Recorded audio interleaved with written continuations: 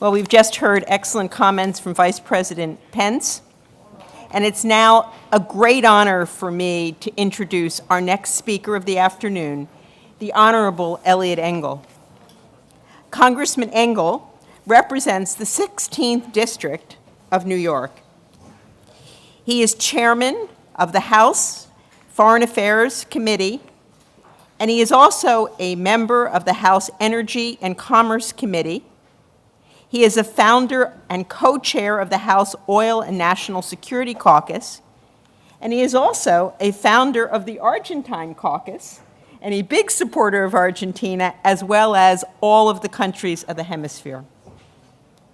Through his outstanding leadership as Foreign Affairs Committee Chair, Congressman Engel has championed a foreign policy for the hemisphere that is rooted in the core American values of democracy, human rights, and rule of law.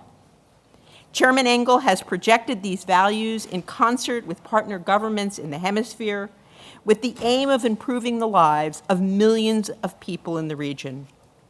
Among his many achievements, he has promoted good governance in Central America, traveling to El Salvador to endorse the role that the U.S. assistance can play in combating corruption and strengthening oversight, and he has led Congress's stance on human rights and democracy in Venezuela, having recently visited the Colombia-Venezuelan border to assess how American aid could alleviate the plight of those suffering there.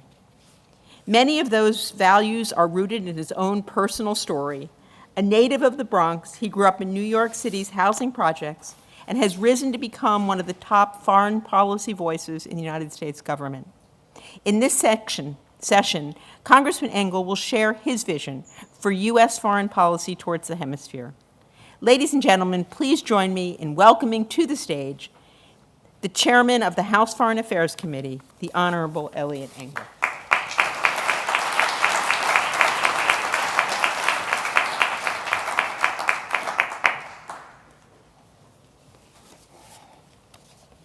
You know, when someone gives me such a warm introduction as Susan does, I wish that two of the women in my life could be here to hear it. My wife, and my late mother. My mother would have believed every wonderful thing you said about me, Susan. My wife would wonder who the heck you were talking about. I'm delighted to be here, delighted to see so many friends, and delighted to share with you some of my views on policy in the hemisphere. It's always a pleasure to be with the Council of the Americas, whether it's in New York, we've done things together in New York, or here in Washington. And since my time as chairman of the Western Hemisphere Subcommittee from 2006 to 2010, and now as chairman of the full committee, I've always relied on the Council's wisdom on Latin America and the Caribbean in guiding my work on these vital issues. I am also grateful to Susan and to Eric for their continued strong leadership of the Council, especially at such a challenging moment in the Americas. Actually, when has it not been challenging? But it's certainly challenging now. To be frank, I'm concerned by the direction U.S. policy toward the Americas has taken. A policy toward the region that begins with constructing a wall on our southern border, a policy aimed at dividing us from our neighbors to the south, does nothing but alienate the United States from the region, or alienate the region from the United States. A policy that cuts off aid, that turns our back on anti-corruption efforts, that keeps out migrants and refugees, and that stokes trade wars doesn't help the United States citizens or anyone else. It leaves America standing alone. Most importantly, it leaves the United States hobbled in dealing with some of the most important issues facing the region, whether that's curbing the influence of China or putting our best foot forward in promoting a peaceful, democratic transition in Venezuela. But I also believe there are some bright spots and key opportunities, and today I'd like to provide my quick assessment of the state of play in the hemisphere. Let me begin by offering some reflections from a recent congressional delegation which I led to Colombia, El Salvador, and Mexico. This was the first delegation that I led as chairman of the Foreign Affairs Committee, and I felt it was crucial to make our region my first stop to demonstrate Congress's commitment to the Americas. So I'll start with my visit to El Salvador. I've been a longtime proponent of foreign assistance to Central America. Our investment in the Northern Triangle countries strengthens us as much as it strengthens them. Because the truth is, no parent wants to be faced with the terrible choice of either sending their children on the dangerous trek from Central America to the U.S.-Mexico border or keeping them at home under horrific conditions. While I believe that immigration is immensely important to the United States, of course it is, but I also know that most people want to remain in their home countries. It's a dangerous, terrifying thing to move your entire family to an unknown place, and many people only make that decision when they feel like they have no other option. You know, when people make a decision to emigrate, you think about it, who makes this decision? Lazy people? No. Lazy people can stay home. It's people who are industrious, who want to better their lot in life, who fear for their lives. And when they get to America, they work hard and they uplift their life. And in doing so, they uplift the United States. So I look at immigration as a plus for this country, not as a minus. I'm the grandson of 4 immigrants from Eastern Europe who came to this country 110 years ago. And I would never slam the door on immigrants who want to come here now, because I wouldn't have wanted anyone to slam the door on my grandparents. So, again, while I believe that immigration is immensely important to the United States, I also know that most people, if given a choice, would prefer to stay in their home country. It's a dangerous, terrifying thing to move your entire family to an unknown place, and many people only make that decision when they feel like they have no other option. My view is that the best way to address these challenges is by investing in a safer and more prosperous Central America, to create more opportunities for the people living there. In El Salvador, my delegation saw up close the direct, meaningful impact of our USAID investments. We met with a group of young people training to be software engineers. You could see the excitement on their faces. Their vision of a brighter future was just so inspiring. And then the news landed like a ton of bricks. The Trump administration planned to cut off foreign assistance to El Salvador, Guatemala, and Honduras. It was heartbreaking. I thought about the reality those children would face if this misguided decision went forward. And of course, if the president's goal is to stop illegal immigration, this decision just makes no sense. We were in El Salvador witnessing some programs being done by the FBI under the auspices of the State Department, trying to get people, young people, trained so they wouldn't join these gangs, so they wouldn't do things that are a detriment, whether they stayed in their country or came to the United States. And right when we were there, coincidentally, that was exactly the time the president announced that funds were going to be cut off, and everybody in that room was blindsided. Just doesn't make any sense. So if the goal is to stop illegal immigration, doesn't make any sense either. In San Salvador, my delegation met, as I mentioned, with FBI agents leading our transnational anti-gang task force. With State Department funding, the FBI established these teams over the past decade to counter the growth of MS-13, the 18th Street Gang, and other violent criminals. These units train Salvadoran police officers and work closely with them to take down gang leadership structures in the United States and Central America.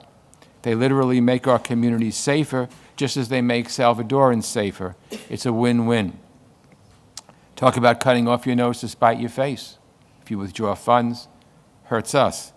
The little bit of good news I've seen since the aid cutoff was announced is the complete bipartisan rejection of this misguided and counterproductive decision. I have no doubt that Congress will use every tool at our disposal to push back, and I'll be right in there, punching along. Mike McCall, the top Republican on the Foreign Affairs Committee, the ranking member, was with me in El Salvador when that happened, and we worked together to quickly hold a hearing in the committee on President Trump's decision. We also sent a letter to Secretary Pompeo asking him to reconsider these cuts, and also mentioned it to him at the State Department last week when we had breakfast with him. And this week, I plan to introduce bipartisan legislation with Representative McCall to proactively address the root causes of migration from Central America. In Colombia, I visited Cucuta on the Colombian-Venezuelan border, and was struck by how quickly conditions are deteriorating. I heard truly heartbreaking stories from so many migrants and refugees who have fled Venezuela. Almost 10% of the Venezuelan population has fled the country over the past 3 years. Let me say that again. Almost 10% of the Venezuelan population has fled the country over the past 3 years. I stand with Juan Guaido and the National Assembly as the only true representatives of the Venezuelan people. I'm sure you all watched minute by minute as the events of last week transpired. While the outcome wasn't as some of us had hoped, Nicolas Maduro will not remain in power forever, and I think we all hope a transition will occur sooner rather than later. Hopefully it'll be peaceful. I am proud that Congress has worked in a bipartisan manner to support the Venezuelan people in their push for a peaceful democratic transition. The House recently passed 3 bills that went through my committee. They would provide humanitarian assistance to the Venezuelan people, cut off private sales of arms and crime control materials like tear gas, and try to curb Russia-Venezuela security cooperation. You know, I've always said that foreign policy, to the extent possible, should be bipartisan. I've always said that partisanship should stop at the water's edge. This is what we try to do on the Foreign Affairs Committee, and this is why our committee is constantly touted as the most bipartisan committee in the United States House of Representatives. For 6 years, when I was ranking member and served under chairman, under the chairman from California, Ed Royce, we worked together. And now, with myself as chairman, we're still doing that as well. And I think it's very, very important with now that Mr. McCall and I are working together. Humanitarian assistance, as I mentioned before, the 3 bills, cutting off private sales of arms and crime control materials. At the same time, I've been clear that U.S. military intervention in Venezuela must be off the table, and the Trump administration must follow the law and come to Congress if it intends to use force in the country. You know, people don't realize geographically that Venezuela is twice the size of Iraq, twice the size. People tend to think it's smaller, and therefore any kind of military operation, misguided as it might be, it wouldn't be so difficult. It would be extremely difficult. It's a big, big country. And the United States must continue to stand with the Venezuelan people through multilateral institutions like the OAS and the United Nations. I do think sanctions can be useful, but they should be designed and implemented in a way that does not further harm the Venezuelan people. Let's be clear, these innocent people are suffering today because of the policies of Maduro and Chavez. And finally, I was struck by the generosity of President Duque and the Colombian people in opening their hearts and homes to so many Venezuelans. In fact, so many countries in the region have been incredibly generous with the Venezuelan people. The U.S., in my opinion, should be taking in more Venezuelan refugees, but our admission numbers are at their lowest in recent history. Worse, the immigration policies of the White House have resulted in more Venezuelans being deported back to Venezuela. That's like sending people back into a burning building. The President could fix that with the stroke of a pen. He could grant temporary protected status, or TPS, to Venezuelans living in the United States. I urge him to do so, and I hope he does so. And I've also co-sponsored a bill in the House written by Representative Darren Soto of Florida that would take this important step. Our delegation's final stop was in Mexico, where we had an excellent meeting with President López Obrador.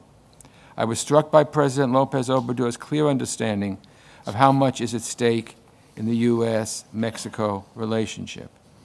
I was very impressed with him. He's low-key, he's soft-spoken, but he's smart, and he's been around. We had a 2-hour meeting with him, and I felt it was very, very productive, and so did all the other people on the CODEL. That's a president who will not be provoked by name-calling and rhetoric, and I think that's important, that we keep our eye on the prize, no matter how much certain countries feel that they've been insulted by certain things that have been said by our president and other people in the United States. I believe our nations have too much at stake, that's the U.S. and Mexico, to be talking about closing the U.S.-Mexico border and starting trade wars. And I know we all hope that the administration pulls back on the bluster and refocuses on the issues that matter most to citizens in both of our countries. Now, let me say that I do see a number of bipartisan opportunities for U.S.-Latin American relations in the coming years. In late 2016, my U.S.-Caribbean Strategic Engagement Act, which I authored with former Representative Ileana Ross-Layton, was signed into law. The legislation mandated a new approach to and prioritization of the Caribbean.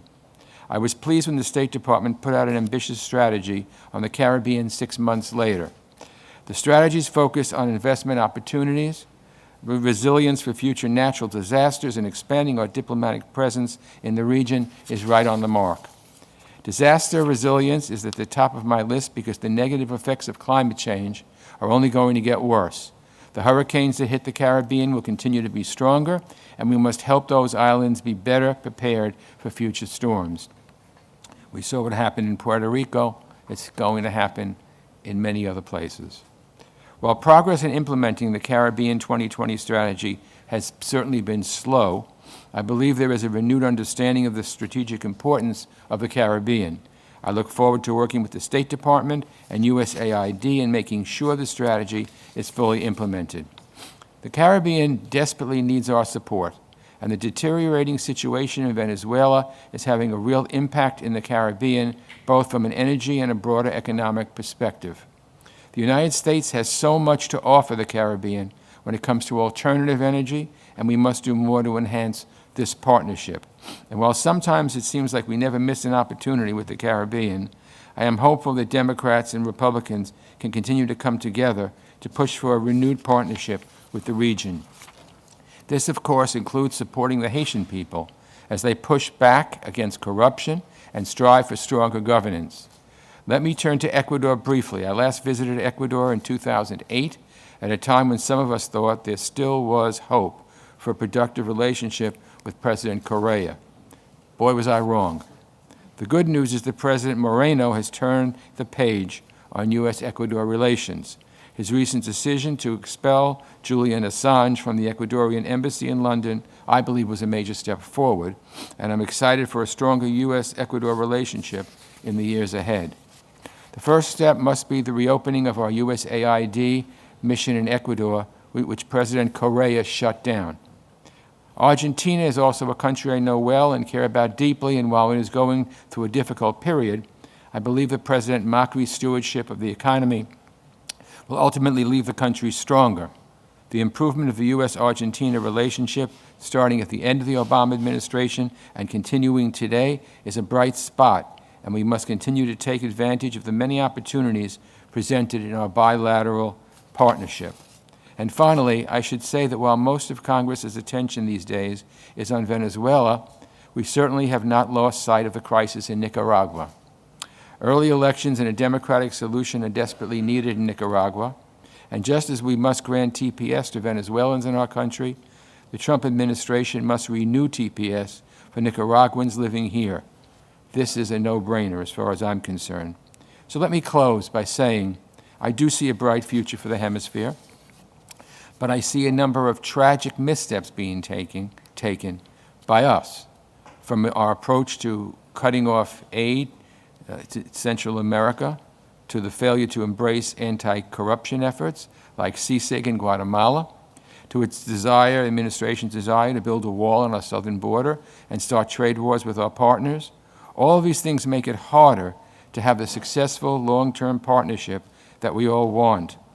All of these things make it easier for China to gain the upper hand, and believe me, they are trying, to gain the upper hand in the Americas while the United States is sidelined. But I don't think it's too late to reverse course. I do think we must all work together in pushing back on these missteps and building a stronger 21st century partnership with the Americas. This is our hemisphere. It should be natural that we would be the first ones on the move. If we continue to have policies that hurt the hemisphere, all we're doing is playing into the hands of Russia. We know they're already in Venezuela, and China, who is just chomping at the bits. So it's important for the United States to continue to be involved. It's important for the United States to have an outstretched hand to show these countries that we're going to work with them, not as rulers, but as partners. I think we can do that. I think we will do that. And I thank you all for listening. So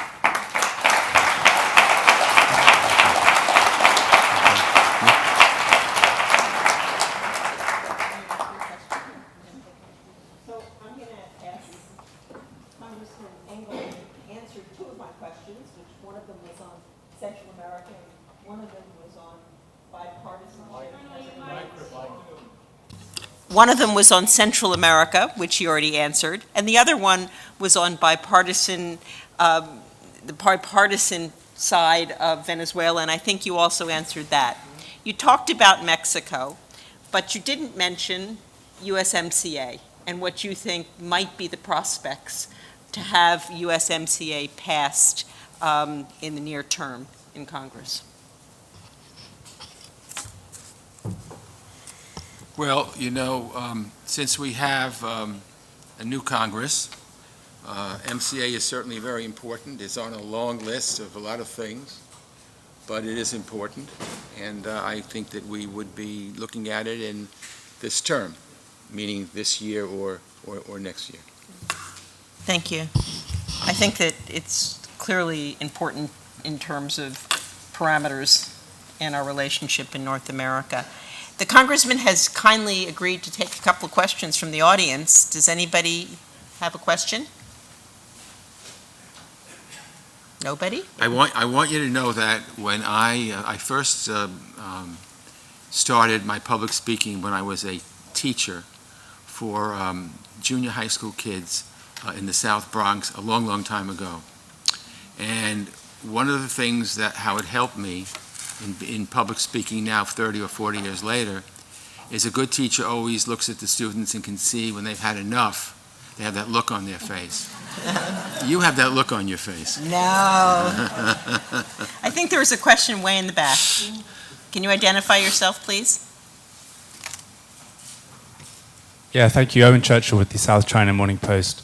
I wondered, Congressman, if you could elaborate on some of the ways in which you said that China is chomping at the bit and taking advantage of the missteps that you explicated, the missteps by U.S. In Latin America. Thank you.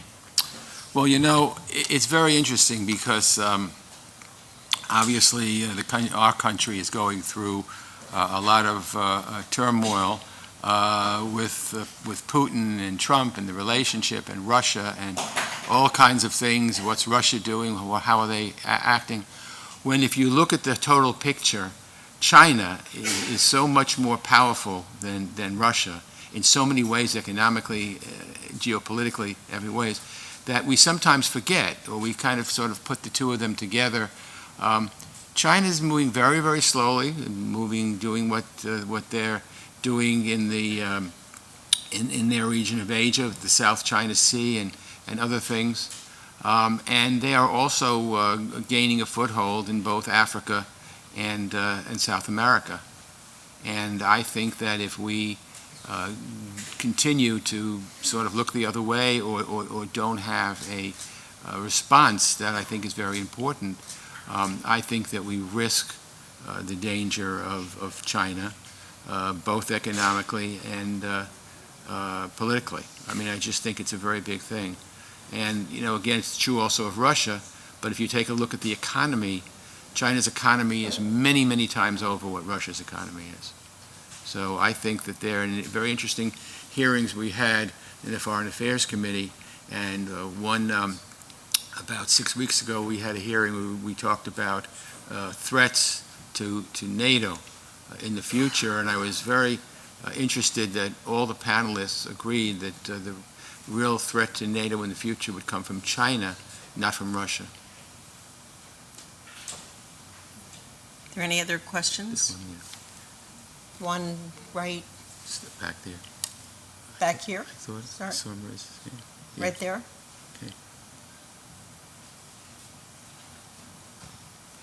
Thank you, Congressman. Jose Diaz with Reforma newspaper from Mexico. Earlier today, President López Obrador said that the Merit Initiative had not worked. He said that it has to disappear. Probably, he says the money has to be sent to Central America for development. What's your take on this, given that you're a champion of the Merit Initiative? Yeah, well, I think, you know, when we met with him a month or so ago, 6 weeks ago, he met with us for 2 hours. We were very surprised because we were the first delegation since he's been president that he's met with. And I'm told first delegation from any place. And he gave us 2 hours. We expected about half an hour. He's very low-key. He's very smart, in my opinion. And so I think that he's just calling attention to the fact that the program hasn't worked as well as we had hoped.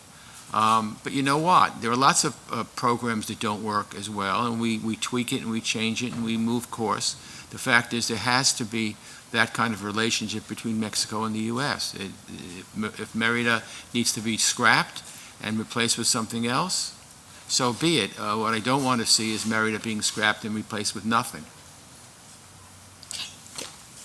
Can I go back to a comment that you made? It kind of relates to that as well. Is there something that Congress can do to reinstate aid to Central America? Because I think we all agree that development in Central America is critical to stopping immigration. If you don't fix corruption and you don't have development, you don't get rid of the gangs, and people won't stay. Well, of course, in Congress, we have the appropriations process. I mean, Congress has the power of the purse. Right. So we technically can put money wherever we want. The president could, if he desired, you know, get rid of it or try to negotiate it down or whatever. But Congress, I think, feels, as I do, the majority of Congress, that, you know, aid is not, I've always looked upon aid as not simply, you know, we give and whatever country gets it takes. Foreign aid is important because it helps us spread American values. Absolutely. It helps us spread American ideas. We become a friendly partner, and therefore, when we have national security interests, other countries are more likely to be friendly to us if we do these things.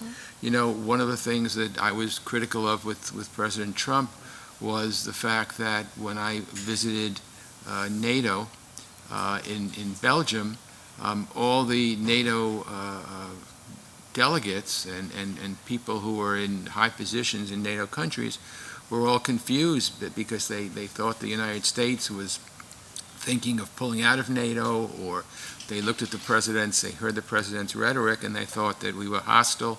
I don't see where that helps us. I think it hurts us, and I think that if we are helping countries, we're doing it because it's the right thing to do, but we're doing it because it helps us. Mm-hmm. If countries are more inclined to be friendly or to understand that we're trying to help them, then when there's something down the line that we need or a direction that we feel the world or a region should move into, we're much more likely to be able to use our powers of persuasion if we help them when they needed help. But if we take an attitude that somehow or other the door is being slammed and we're not being played as fools anymore, I think that's hurtful and hurts our country in the long run. So, Jose Luis, let's take two questions together as the last two questions. Right, we'll go back there and then Jose Luis, yeah. This is on now. Hi, Congressman. My name is Teresa Welsh. I'm a reporter with DevX.